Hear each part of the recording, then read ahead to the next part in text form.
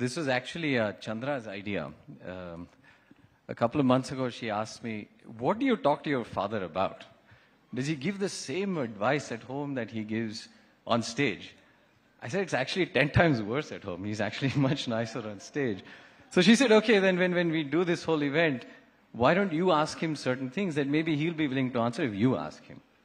So I've made some notes.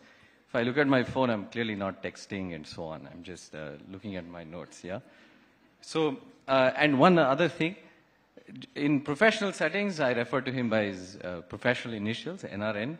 Certainly not what I call him at home, because sometimes people find it weird, so just a disclaimer. So, so NRN, maybe we'll start with something simple and then we'll build it up.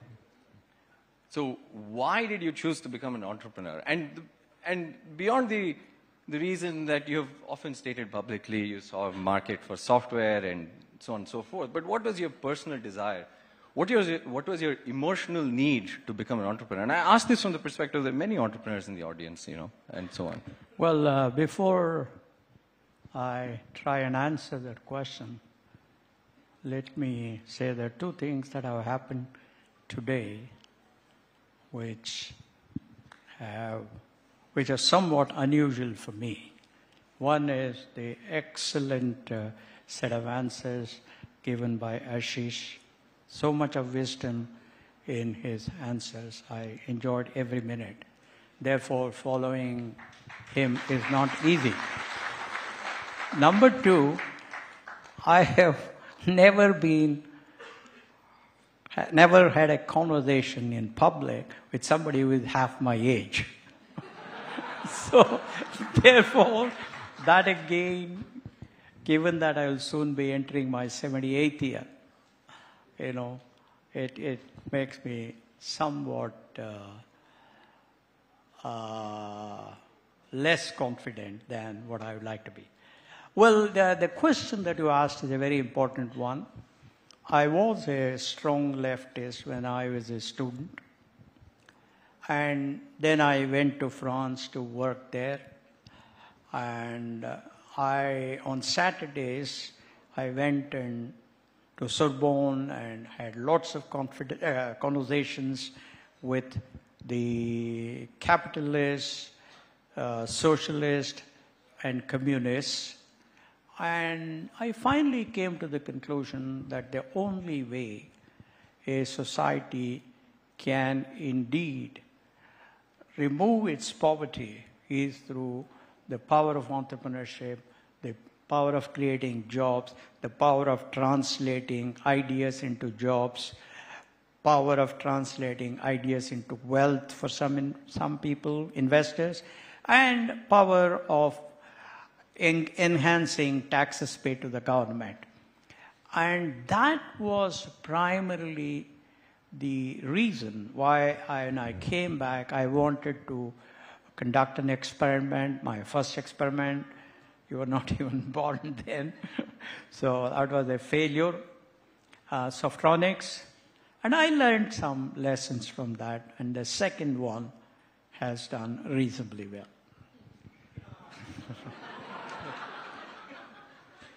So, you know, there is often, at least when you read the media, you feel there's an allure around entrepreneurs because if you're a very successful entrepreneur, you make money and so on. It's one side of life. Hold it to you, near you. Sorry, that's one side of life, the success that entrepreneurs see and so on. I would say it to anybody, not just because, okay, please, yeah. So, but can almost anybody become an entrepreneur, or are there certain traits that you feel one must inherently have, or an approach one must have to at least attempt to be an entrepreneur? Well, I think an entrepreneur must have many attributes, and I'll speak only about a few. First, he, as late Robert Kennedy, borrowing the words of George Bernard Shaw said, most people see things as they are and wonder why. I dream of things that never are and then say, why not? In other words, he or she must have the power of imagination. He or she must be comfortable with innovation. He or she must be comfortable with doing something unusual. Second, he or she must have a lot of passion, because passion is what fuels your energy, your enthusiasm, and your ability to run the marathon. Third, the leader must have a very clearly articulatable value system. That's very, very important, because everybody looks up to the leader, everybody looks up to the founder. So therefore, his or her value system must be very clearly articulatable, and he or she must obviously lead by example. And finally, I think because the task of a founder is to convince customers, is to convince employees, to convince investors, he or she must have the ability to articulate reasonably well. Otherwise, it just won't happen. So then does the role of a founder change over time in an organization? Because what you just articulated is at the very beginning. But does that stay consistent? Does that change? Does that evolve? How does a founder's role in a company or in building an organization, how does that evolve? Well, in the beginning, it is all about imagining an idea whose differentiated business value to the customer is better than all other existing ideas. That's most important. Second, as I pointed out earlier, he or she must be able to articulate the power of his idea or her idea to various stakeholders to attract good employees, to attract customers. It's very, very difficult in the beginning because you almost have nothing to talk about. Third, he or she must, once again, I come back to them, he or she must have high aspirations. He or she must have a lot of optimism, a lot of hope, because all around you are saying, nahi yaar, ye to nahi chalega. But it is the founder that has to sustain energy from inside and run the marathon. That is the initial part. The next part is selecting employees, some key employees, sometimes called co-founders, and what I call early adopters. And for that, as I pointed out earlier, your job is all about passionately articulating why you are going to change the world. Second, you have to use innovative methods to convince your customer that you, who has really nothing, is indeed better than backing somebody who has everything. You know, in 1983, when we went to MICO, we were competing with very powerful and rich people for the data center operation thing. I realized that the only plus I had was my ability to use mathematical modeling to demonstrate that our computer for data center was much better than the other fellows. So I used a book, which obviously you know, called Jean-Luc Bayer. He used to be a professor at University of Washington, Seattle. He had written a book on quantitative methods in computer architecture. I used that book and I made a presentation. My presentation was to be for 20 minutes. It went on for 8 hours. And I asked them, have my competitors given you this data? No.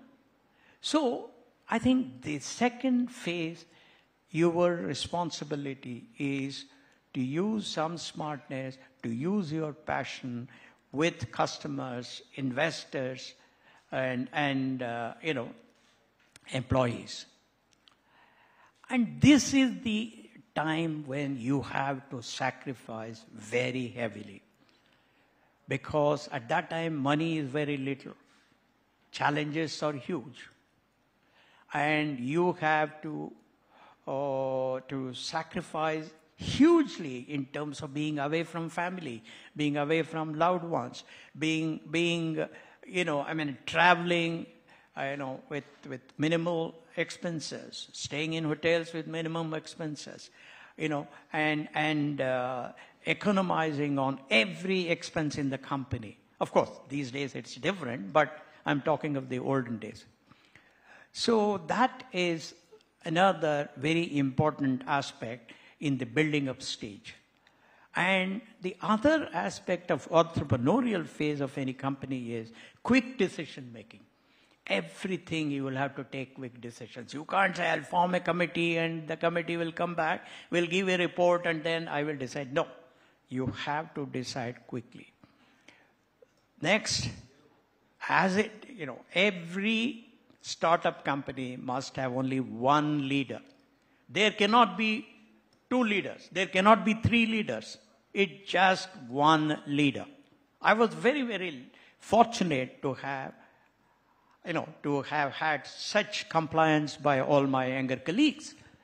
Because one thing is, that leader earns the plaudits, earns the loyalty of all the younger people, because he or she sacrifices more than other people.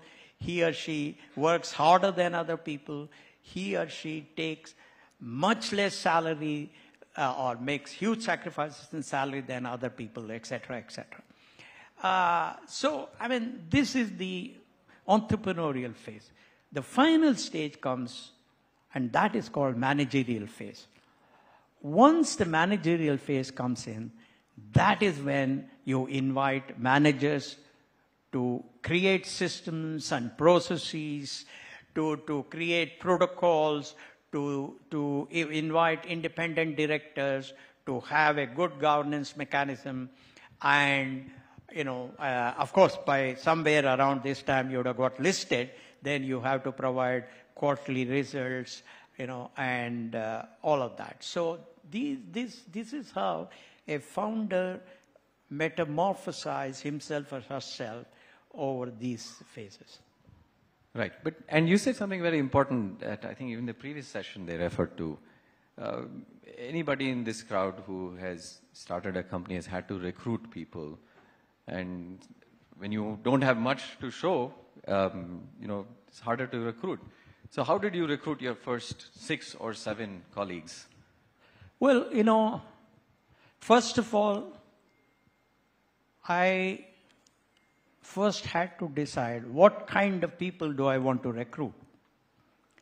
My focus was on competence, because if you don't have competence, then nothing will happen. Not much work will progress.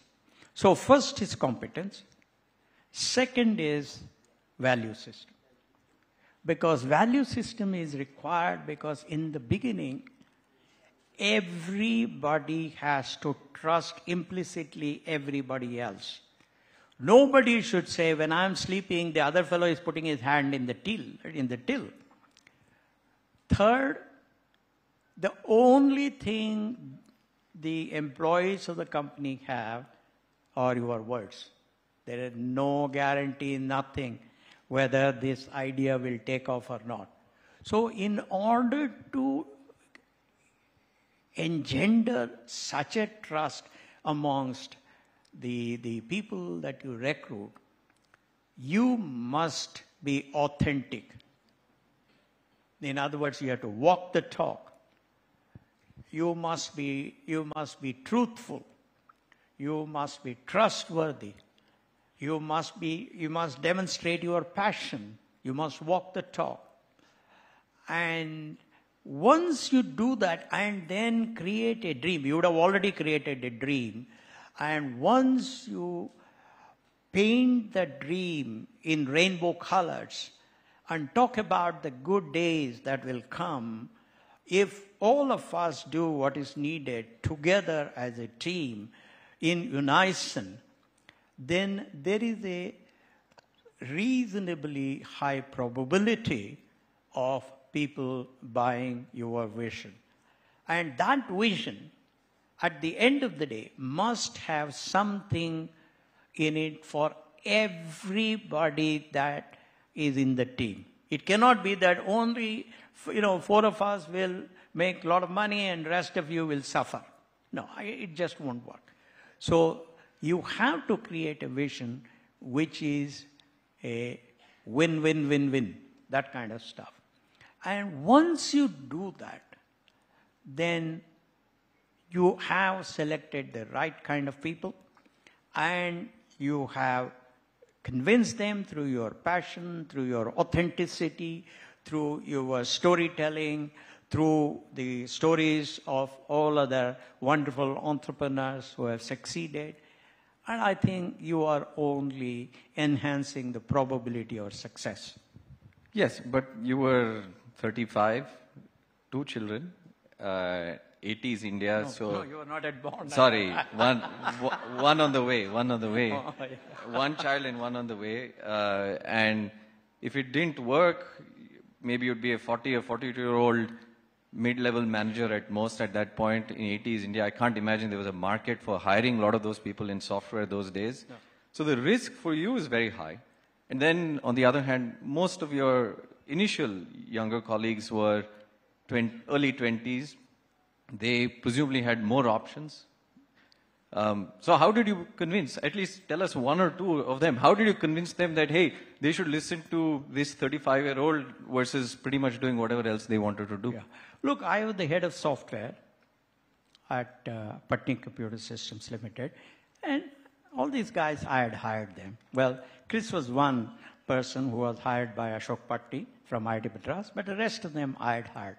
And they were all 5, 6 levels below me.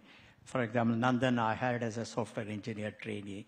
Shibu I hired as a software engineer. Dinesh I hired as a software engineer. Ashok Arora I hired as a software engineer trainee. Raghavan I had hired, etc., etc. Now, when I started out on this journey, they all knew that I was earning a much, much, much higher salary than all of them. Number 2, they also, in some way, I was not talking as much as I do today, they realized by my action that I had a big dream. And I also talked to them about how there was going to be an extraordinary revolution in the US in terms of super mini computers and OLTP transaction monitors and relational databases on those super mini computers, how the departments of large computers and mid-level corporations and small corporations were going to embrace computing technology for commercial applications in a big way. And the US was going to be eternally short of technical manpower. And we in India had lots of youngsters who were smart but had no jobs.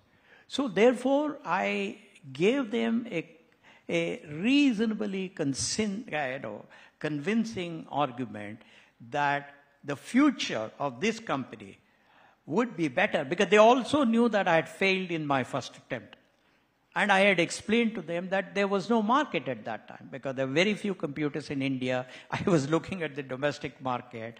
And therefore, when I gave this argument, they understood that we were going to look at exports. We were going to look at the most dynamic market in the world, the most competitive market in the world, etc. That's how it. Because I was talking to a couple of founders, and we have all had this experience where we have to actually convince parents of some of the folks saying, no, you should let your child join, it'll be okay, and so on. Was that experience true back then as well, or is that more of a recent phenomenon? We have to convince the family, hey, it's okay. I mean, I imagine it must be even harder then than now. You know, it's very interesting, Rohan. We were 8 children. My mother was always in the kitchen. Because we She cooked on wood stove. Morning 6 a.m. to night 9 p.m. And father took his government job too seriously. He was away in the office from 8 a.m. to evening 8 a.m. At home also there would be fellows waiting. So somehow that environment gave us a lot of freedom. They didn't ask us, what are you going to do? Have you eaten well? Have you slept well? These were not the questions my father asked. No, I meant in terms of the families of any of the people you had to recruit. Did you have to convince them and or their families or their friends, their social environment, that, hey, it's acceptable for you to go work at this unknown random company? I mean, I can't, in a market start for jobs, that cannot be a simple decision. No, I will tell you. I'll tell you. I was very, very lucky in that I had the support of my wife, your mother. When I resigned on her birthday, I still remember 19th August 1976, I met her. I said, happy birthday, and then I said, I have resigned. But she smiled, as she always does, and she said, not an issue. We will live within whatever means we have. I will fully support you, and you will succeed. So I was away, in some sense, I was away from all the other people that you spoke about. The only person I was very friendly with was my friend, okay? And she was the only person in whom I confided everything that I wanted to do. And she was an unbelievable supporter, unbelievable supporter. So in some way, my case may not be normal, but I was very lucky to have that person. So then, surely, I mean, building on that, there would be, again, everyone who's built any kind of company, any founder goes through, the buck stops with the founder ultimately. It's certainly in the early days. They go through tremendous moments of doubt, uncertainty. At least as far as I'm aware, in no interview ever have you admitted to any of that. So surely, and you're not Superman against all belief. So in those moments, did you feel, hey, maybe this won't work? Or what will I do? Because again, your colleagues are 12, 13 years younger than you. You can't really go to them and say, hey man, I'm really worried. This is something all founders everywhere in the world go through. So in those moments, did you have moments, or when you had those moments like that, what did you do? What was your plan B, or how did you deal with them? Well, Rohan, the reality of life is fear, doubt, uncertainty. These are parts of everybody's life. But it is so, particularly in the case of an entrepreneur. As I told you, when I decided to leave my job and start,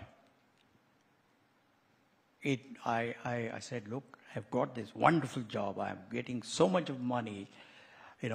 My wife has got a job in telco in Nanavati Mahala in Bombay.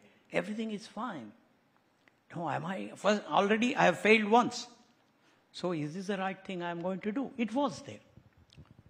Second, when I had to get the first customer, Database Corporation, there were so many odds against us. There was a lot of fear, a lot of doubt. Third, when we had to get the first domestic customer so that we could have a steady stream of revenue from our data center activity, we were pitted against huge guys. That was also a lot of doubt about self, a lot of fear. When we went public, that was a big time of doubt, fear, uncertainty. whether it will do well or not, whether we'll And make it. it didn't do very well the first time in India. Yeah, I'm saying. And then there was the issue of I had to take a decision in 1995 not to renew the contract with a Fortune 10 company. And at that time, the revenue from that company was forming 25% of our revenue. We had just gone public. And all the other big guys, I don't want to mention their names, but everybody knows who are the top 4 or 5 people, players in our field. All of them signed on the dotted line. I was the only crazy guy. And all my younger colleagues were not in favor of not continuing with it. That was a big moment of fear and doubt. So again, this is what I learned from my wife, and that is, she said, in fact, I still remember, I told all my colleagues who were sitting there that, look, I have to make a call on the landline outside. It was in Taj Residency. I went out, I called her, and I said, look, so far, you have looked after the children, totally. But for the next 4 or 5 years, you have to do it even more of it, because I will be away anywhere between 250 to 300 days in a year, because I am going to take a very tough decision, the toughest in my life. And that will only be possible if you agree with it, because others were not, even Mohan was against it. She said, don't worry, I am always with you. And more importantly, she said, there are times when logic doesn't hold good. There are times when you have to transcend logic and embrace faith. And that is the time when your belief in God will all fructify, because as Bhagavad Gita says, karmanadhikaraste and all of that.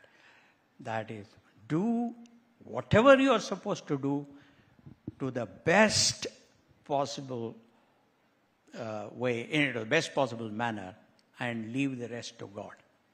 So I think in some way, in the time when all of you have fear, doubt, and uncertainty, do the best that you can do. Get into further and further detail and delineate. After all, what is uncertainty? Uncertainty is only that the probability of an event is low, or a certain thing. And what did Bayes' theorem tell all of us? Bayes' theorem said, by obtaining more and more information, you can enhance the probability of that event, right? So that's what she said, and that's what I followed. So I don't think you people need to worry too much about fear, doubt, and uncertainty. Have faith in God.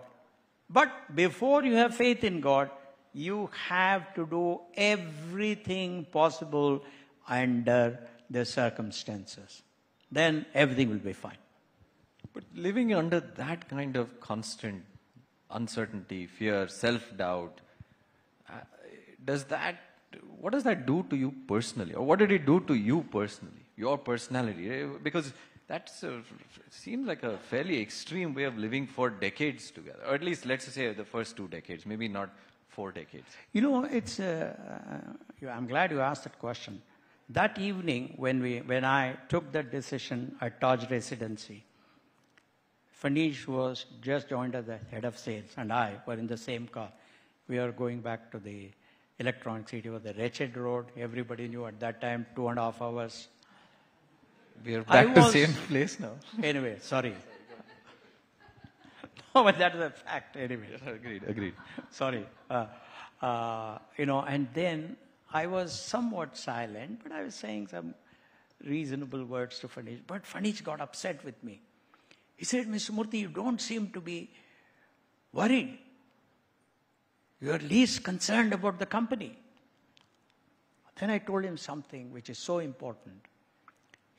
I said, look, Fadish, when a child is not well at home, neither of the parent shows panic. The father gives confidence to mother, mother gives confidence to father. Because by becoming panicky at that time, you will only make things worse. So therefore, one principle I adopted, and that is, when I left the office at 8:30 in the evening and when I was back home by 9 o'clock, by which time you and Akshata would have finished your studies, your mother would have made sure that you've done all your homework and all of that, we would take you to McFast here. And just seeing you people enjoy eating that pizza or whatever, you people wanted, that brought so much of joy and happiness to us. And of course, to boot, while returning, you would lie down on the road in front of that toy shop saying, I want this He-Man toy. No, but I enjoyed it every minute. I enjoyed it because I needed a light moment. I didn't want a serious moment.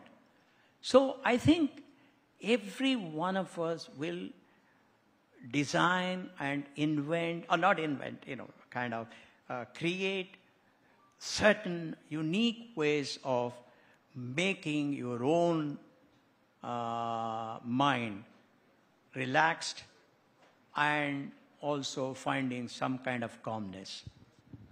I'm just checking. I don't know how much time we have left. The monitor doesn't show me either. So can someone cue me? No, I don't want to hold the next speaker. I know there's a next event. So Chandra, maybe you'll cue me? Oh, wow. Okay, fine.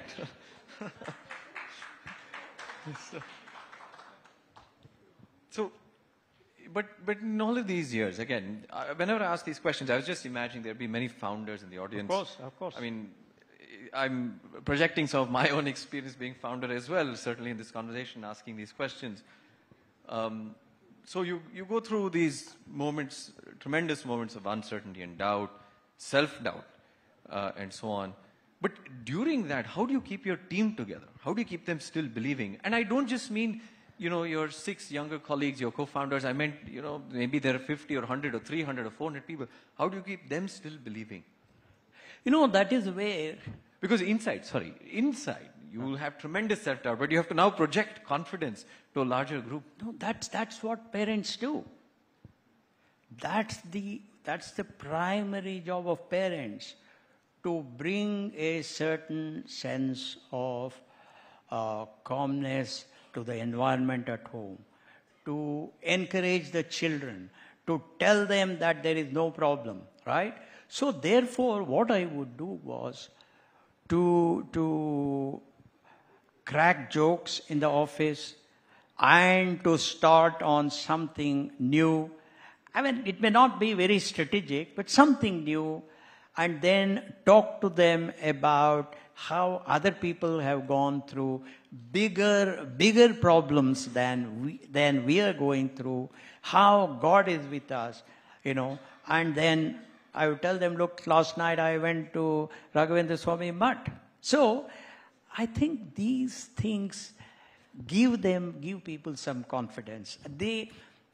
In other words, look, the whole human relationship is based on faith and trust.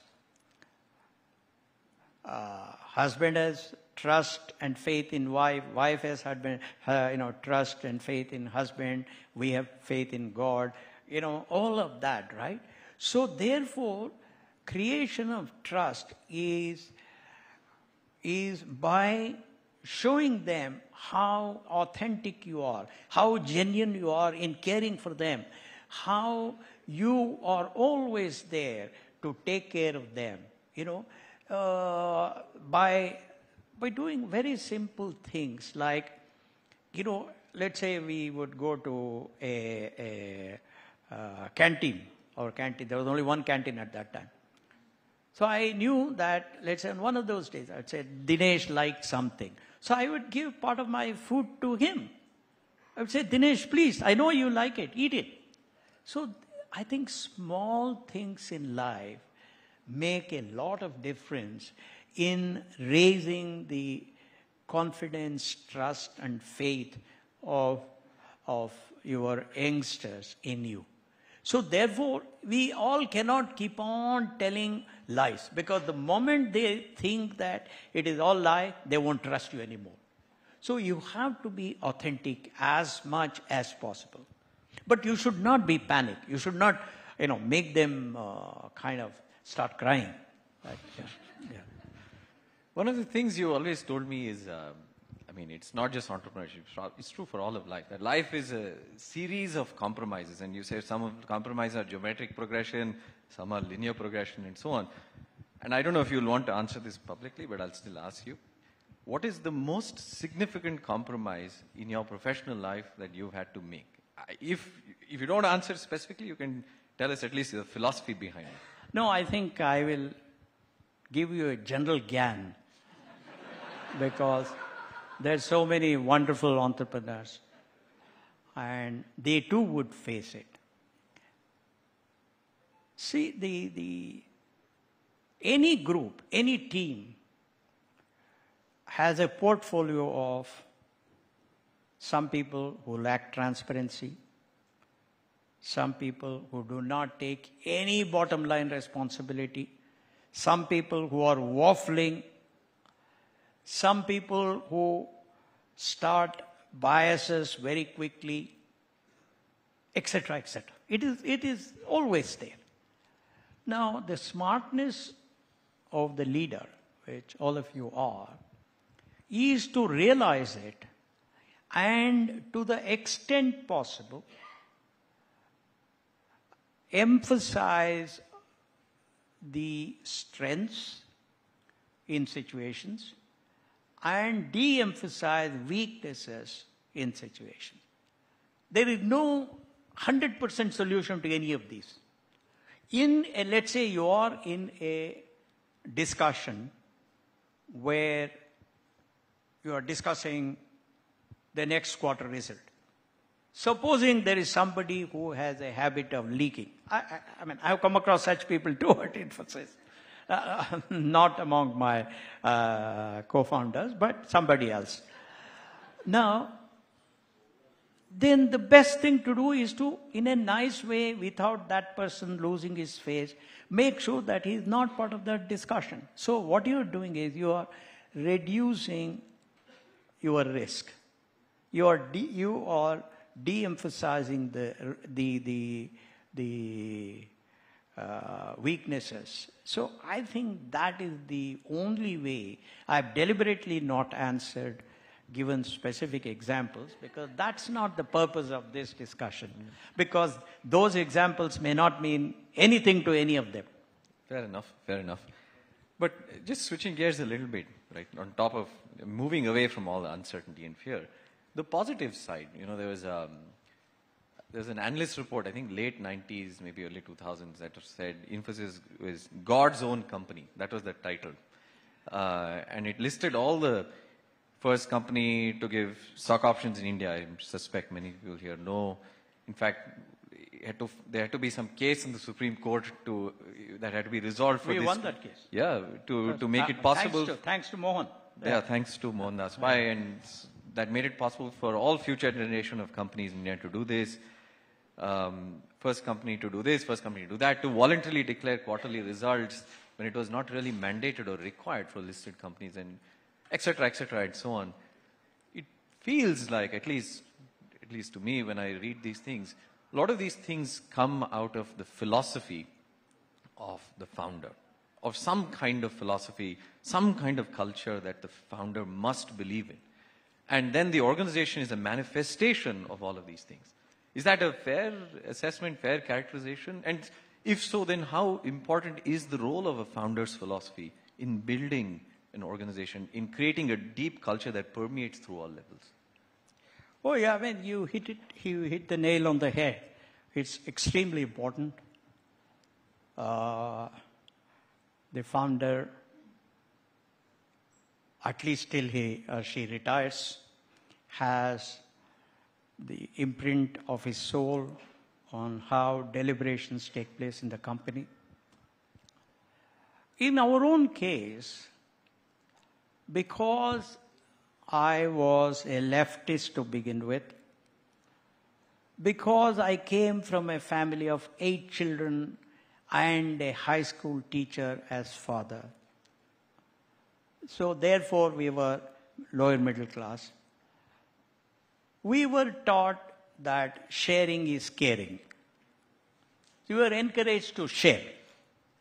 Now, similarly, I have had teachers who emphasized that when you people are playing football or soccer, look, it doesn't help if you try to take the ball from one end of the one goal to the next yourself.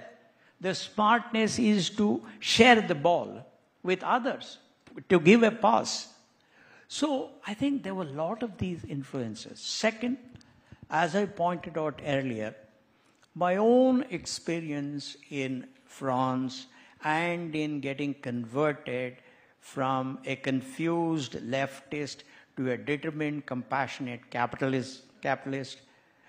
What do I mean by a compassionate capitalist? And that is conservatism in economic matters, liberalism in social matters.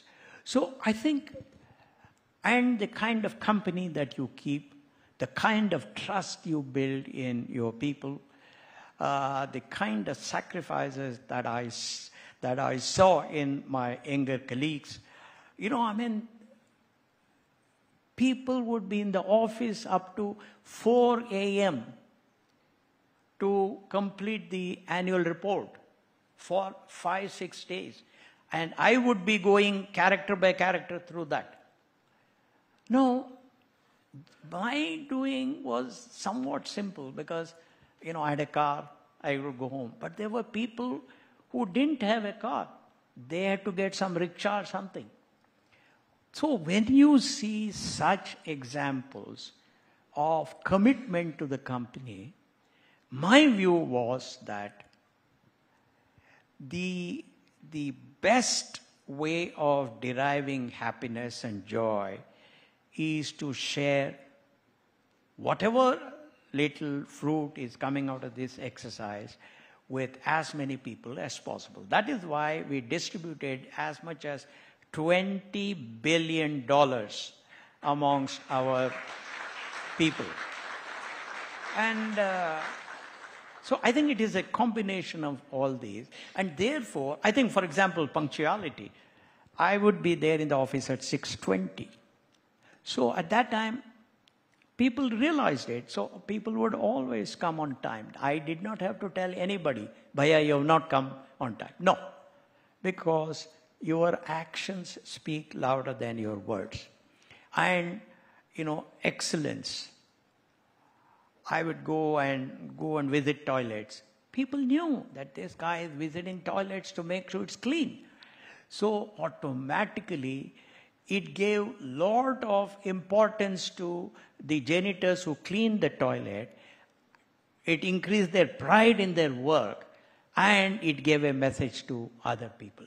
So I think in some way you're right, Rohan, that the founders have the potential to leave their footprint on the company, to meld their soul with the soul of the company.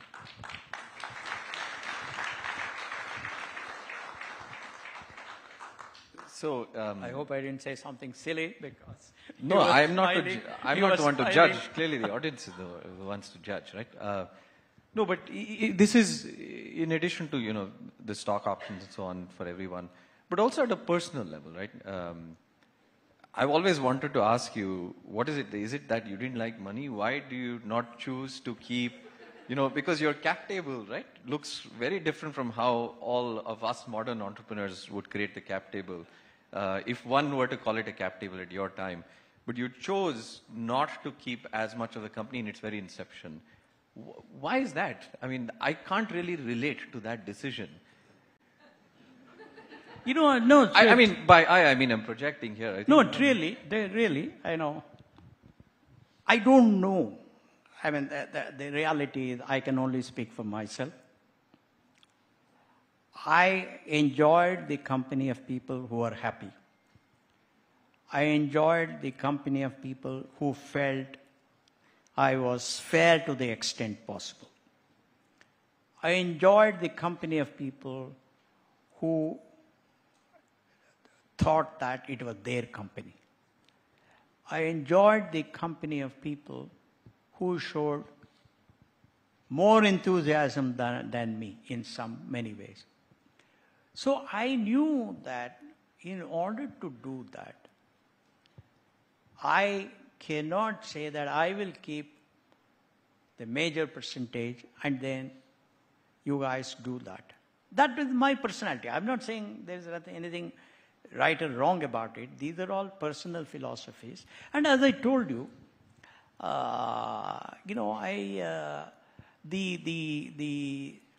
the character that has impressed me most in Mahabharata is Karna. Nobody else. Because of his generosity. So I think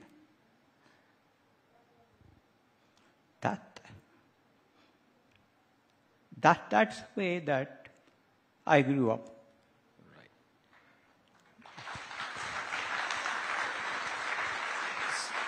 Switching to something somewhat contemporary, Chandra and I were talking. Switching to slightly more contemporary issues that Chandra and I were talking about, which is, even in the previous session, there's debate on governance, young companies, and so on. But actually, in some sense, from a younger entrepreneur's perspective, you have to recruit people, you have to succeed in the market, there are lots of difficulties and challenges and problems. Now, on top of that, you have to do good governance as well. So, feels like a lot to do, so is good governance something you worry about in the beginning, or you worry about when you're successful? Or when do you start thinking about good governance for a young company? You don't have to teach a child to start breathing. The child starts breathing when it is born. You don't have to teach a child to cry when it is hungry. It automatically asks, in its own way it cries, and you have to give food. So I think there are certain characteristics of human beings which are best acquired from very early days.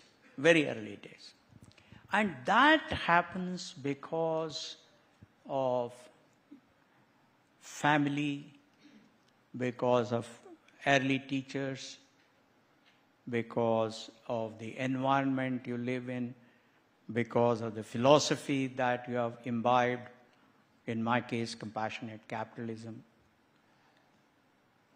because of the role models that you have had. So I think somehow it is very difficult for me to say that I will start good governance once I have become a $20 billion company. I think that is... So you say it's a philosophy that you either imbibe or you don't. Yeah. It's just a way of life. Yeah. Got it. The last section, yes, that's actually helpful. Yeah. Since you're talking about, the importance, for example, of good governance or other things, these are philosophies that one accumulates through one's life experiences. Yeah. What is perhaps, maybe you can share one example, either from your family, your friends or teachers, because you refer to these three stakeholders quite regularly. One example from your early life that you believe has influenced how you have led your life in a professional setting, but you learned perhaps early on. Well, I think it was my high school headmaster in Mysore city. He was extremely strict, very, very strict. Now, he was teaching us chemistry, and that was the last class of the day. For 4 p.m. to 5 p.m. And I was sitting in the front bench. And that day, he was conducting an experiment where he needed to put common salt into a test tube. And he was being very, very careful about the amount of common salt that went into the test tube. I had a friend of mine called Anant Srinivas Prasad who was sitting next to me, and he burst out laughing. So Mr. K.V. Narayan stopped the experiment. He came to our front bench and he said, "Young man, what is so funny about what I was doing?" You see, children are generally more honest than elderly people. They have still not acquired the art of lying convincingly. Anant Srinivas Prasad said, "Sir, you are extremely stingy with common salt, which is so inexpensive." That's why I laughed.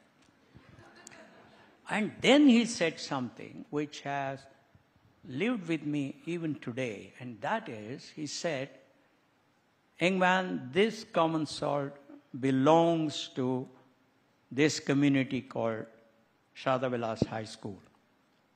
It belongs to you, it belongs to me, it belongs to all the 50 students in this class, belongs to all the students in this high school, it belongs to every teacher, every staff. Therefore, I have to treat this common salt with utmost respect." And he said, on the other hand, 5 o'clock our class is finishing. Please come with me to my house. I will give you a glass full of common salt free because that's my personal property. You know, Rohan, you remember Sudha telling a story about my foolishness or idiosyncrasies at 40th year of Infosys. I think you were there, right? I think some of these things stick in your mind. They don't go away. They form indelible mark on your psyche. The whole Infosys was run on that principle.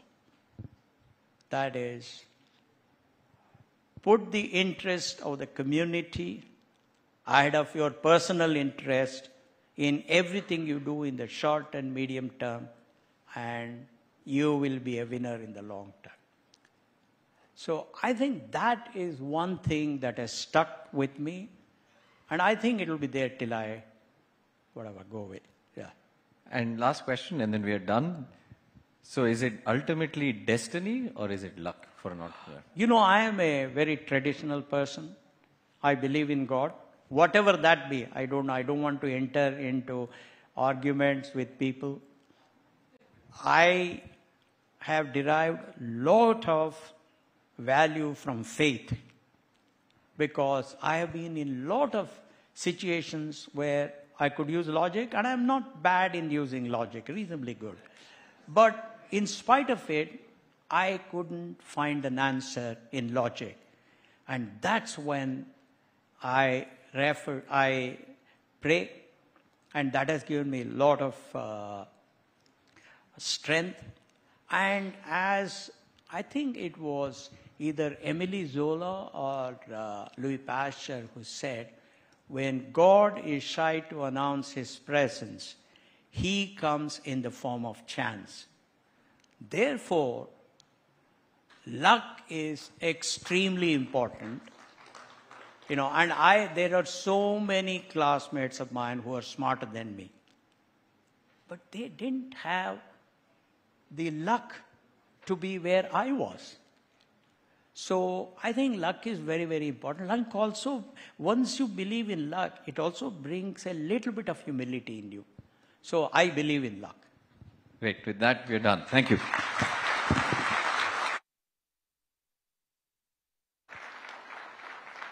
One second. Mr. Murthy, I'm going to request